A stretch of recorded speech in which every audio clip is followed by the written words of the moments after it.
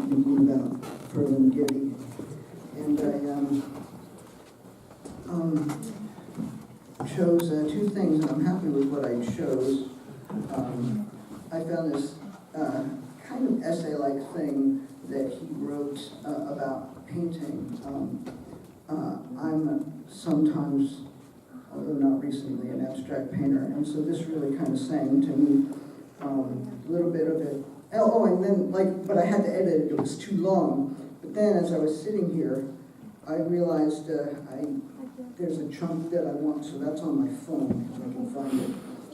So that's why I'm going back. Here we go. This is called More Light, and it was originally published in 2012 in Poetry Magazine. My former wife was the inspiration for Against the Chalk Cliffs. I painted it in my first San Francisco studio at 9 Mission Street. I inherited the studio from Hassel Smith, the figurative painter who had turned to the non-objective. It was a marvelous studio, a big third-floor loft looking out onto the bay.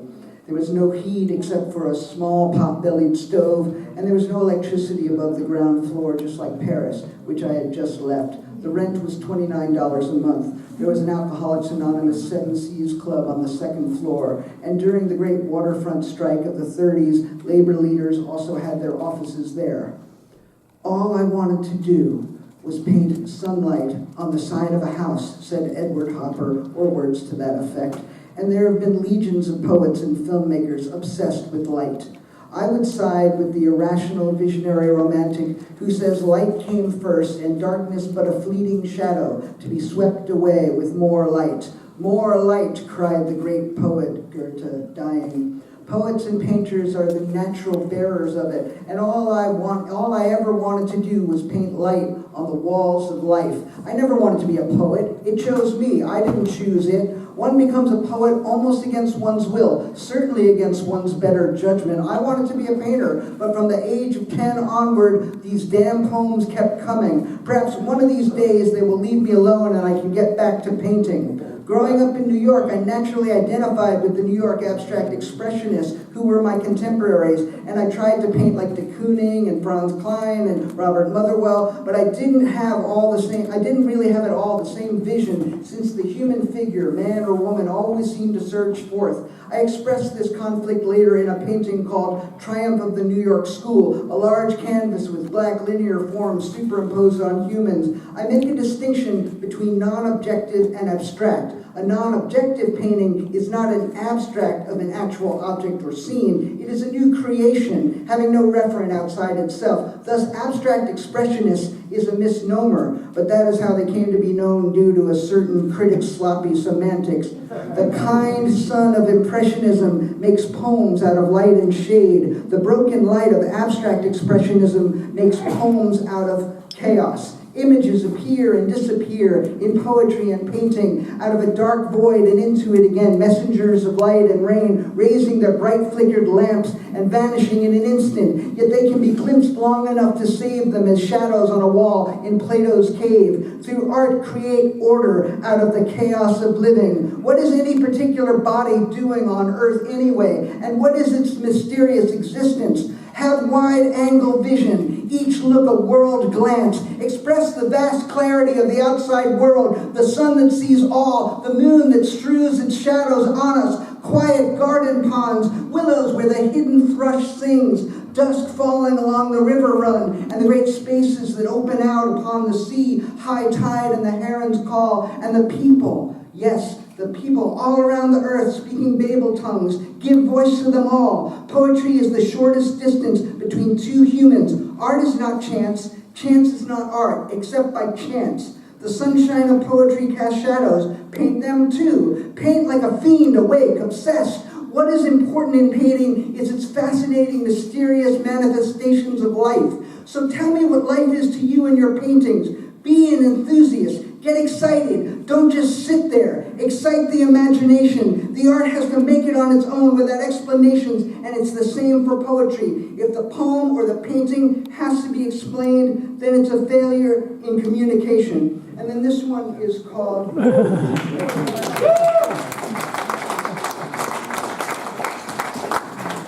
Under Underwear. It's starting from San Francisco, 1961, and I listened to it over and over again and experienced the anxiety of influence. Underwear, yeah, underwear, that's a serious subject, underwear. I didn't get much sleep last night thinking about underwear. Have you ever stopped to consider underwear in the abstract? When you really dig into it, some shocking problems are raised. Underwear is something we all have to deal with. Everyone wears some kind of underwear. The Pope wears underwear, I hope. The governor of Louisiana wears underwear. I saw him on TV. He must have had tight underwear. He squirmed a lot. Underwear can really get you in a bind. You've seen those underwear ads for men and women, so alike but so different. Women's underwear holds things up, men's underwear holds things down, or vice versa. Underwear is one thing men and women have in common. Underwear is all we have between us in the end. You have seen the three-color pictures with the crotches encircled to show the areas of extra strength and three-way stretch, promising full freedom of action. Don't be deceived. It's all based on the two-party system, which doesn't allow much freedom of choice the way things are set up. America in its underwear struggles through the night. Underwear controls everything in the end. Take foundation garments, for instance. They are really fascist forms of underground government, making people believe something but the truth, telling you what you can and can't do. Did you ever try to get around a girdle? Perhaps nonviolent action is the only answer. Did Gandhi wear a girdle? Did Lady Macbeth wear a girdle? Was that why Macbeth murdered sleep? And that spot she was always rubbing, was it really in her underwear? Modern Anglo-Saxon ladies must have had huge guilt complexes, always washing and washing and washing out damn spot. Underwear with spots, very suspicious. Underwear with bulges, very shocking. Underwear on clothesline, a great flag of freedom. Someone has escaped his underwear, maybe naked somewhere. Help! But don't worry. Everybody's still hung up in it. There won't be no real revolution, and poetry still the underwear of the soul, and underwear still covering a multitude of faults in the geological sense, strange sedimentary stones, inscrutable cracks. If I were you, I'd keep aside an oversized pair of winter underwear. Do not go naked into that good night. And in the meantime, keep warm and dry. No use stirring yourselves up prematurely over nothing. Move forward with dignity, hand in vest. Don't get emotional, and death shall have no dominion. There's plenty of time, my darling. Are we not still young and easy? Don't shout.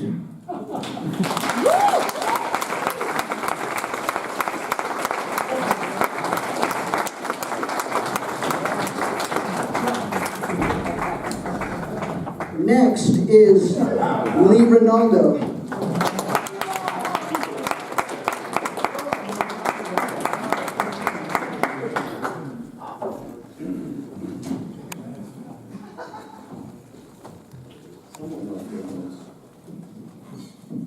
Good evening. Happy 100th to Lawrence this week. I'm going to read a poem called Autobiography. And I thought that was appropriate for someone turning 100. But the trick of it is, or the catch of it is, that this poem was written in the mid-50s and published in Coney Island of the Mind in 1958. So this is an autobiography of Lawrence at 40, 60 years ago. There's going to be a lot left out of this one. And I thought, I brought a bell. Oh. These bells are fragile. Autobiography. I'm leading a quiet life in Mike's place every day, watching the champs of the Dante billiard parlor and the French pinball addicts. I'm leading a quiet life on Lower East Broadway. I am an American. I was an American boy. I read the American Boy magazine and became a Boy Scout in the suburbs. I thought I was Tom Sawyer catching crayfish in the Bronx River and imagining the Mississippi. I had a baseball mitt and an American Flyer bike. I delivered the Women's Home Companion at 5 in the afternoon or the Herald Trib at 5 in the morning. I can still hear the paper thump on lost porches. I had an unhappy childhood. I saw Lindbergh land. I looked homeward and saw no angel. I got caught stealing pencils from the 5 and 10 cent store the same month I made Eagle Scout. I chopped trees for the CCC and sat on them. I landed in Normandy in a rowboat that turned over. I have seen the educated armies on the beach at Dover. I have seen Egyptian pilots in purple clouds, shopkeepers rolling up their blinds at midday, potato salad and dandelions at anarchist picnics. I am reading Lorna Doone and A Life of John Most, Terror of the Industrialist, a bomb on his desk at all times. I've seen the garbagemen parade in the Columbus Day parade behind the glib farting trumpeters.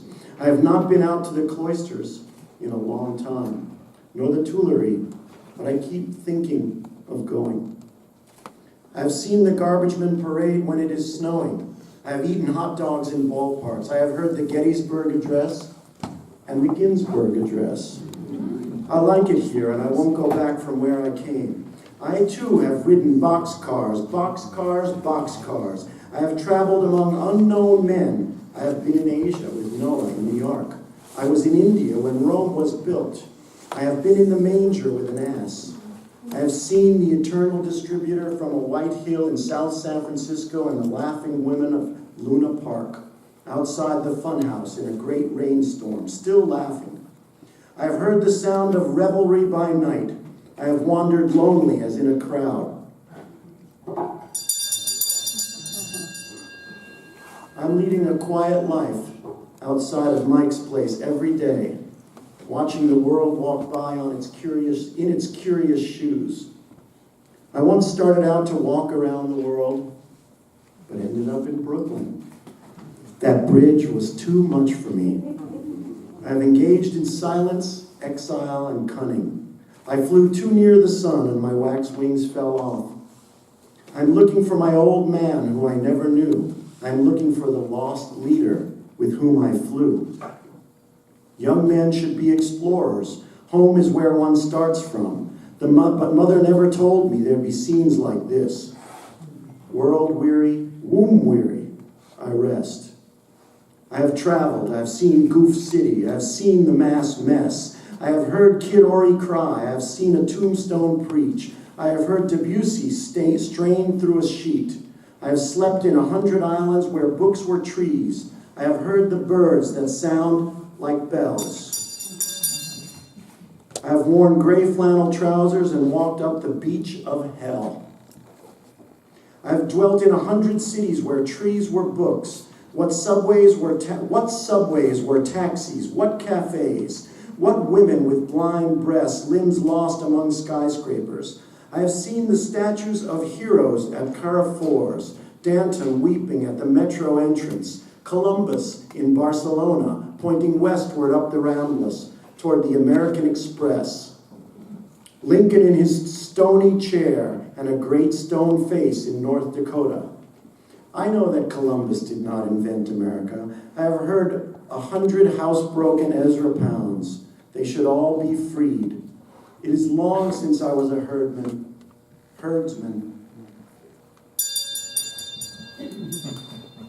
I'm leading a quiet life in Mike's place every day, reading the classified columns. I have read the Reader's Digest from cover to cover and noted the close identification of the United States and the Promised Land, where every coin is marked "In God We Trust," but the dollar bills do not have it, being gods unto themselves.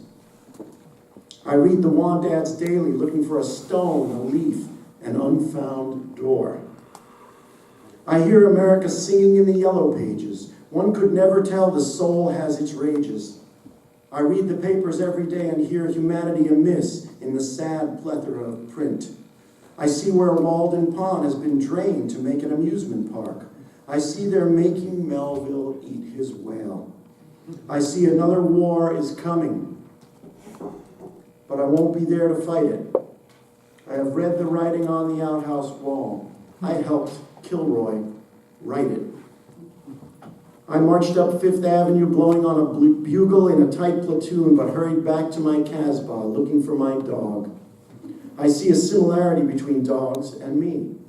Dogs are the true observers walking up and down the world. through the Malloy country. I have walked down alleys too narrow for Chryslers. I have seen 100 horseless milk wagons in a vacant lot in Astoria. Ben Shahn never painted them, but they're there, askew in Astoria. I have heard the junkman's obligato. I have ridden superhighways and believed the billboard's promises, crossed the Jersey flats and seen the cities of the plain, and wallowed in the wilds of Westchester with its roving bands of natives in station wagons. I have seen them. I am the man. I was there. I suffered somewhat. I am an American. I have a passport. I did not suffer in public, and I'm too young to die. I am a self-made man, and I have plans for the future. I am in line for a top job. I may be moving on to Detroit. I am only temporarily a tie salesman. I am a good Joe. I am an open book to my boss. I am a complete mystery to my closest friends. I'm leading a quiet life in Mike's place every day, contemplating my navel. My navel. I am a part of the body's long madness.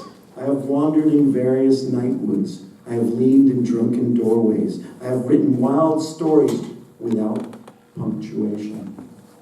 I am the man. I was there. I suffered somewhat. I have sat in an uneasy chair. I am a tear of the sun.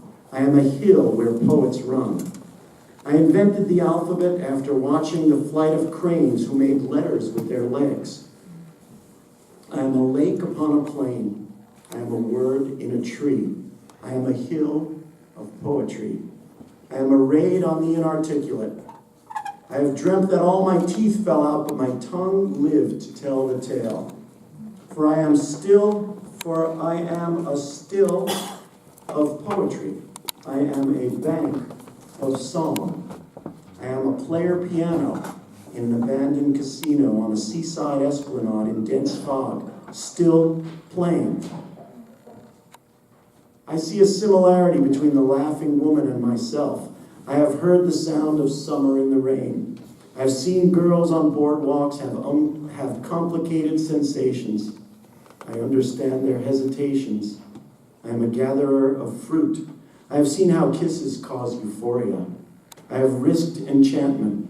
I have seen the Virgin in an apple tree in Charters and St. Joan burn at the Bella Union. I have seen giraffes in jungle gyms with necks like love and wound around the iron circumstances of the world. I have seen the Venus Aphrodite armless in her drafty corridor. I have heard the sirens sing at 1 Fifth Avenue. I have seen the white goddess dancing in the Rue des Beaux-Arts on the 14th of July, and the beautiful Dame Without Mercy picking her nose at Chumley's. She did not speak English. She had yellow hair and a hoarse voice. I'm leading a quiet life in Mike's place every day, watching the pocket pool players make the minestrone scene, wolfing the macaronis. And I have read somewhere the meaning of existence, yet have forgotten just exactly where. But I am the man, and I'll be there. And I may cause the lips of those who are asleep to speak, and I may make my notebooks into sheaves of grass, and I may write my own eponymous epitaph, instructing the horsemen to pass.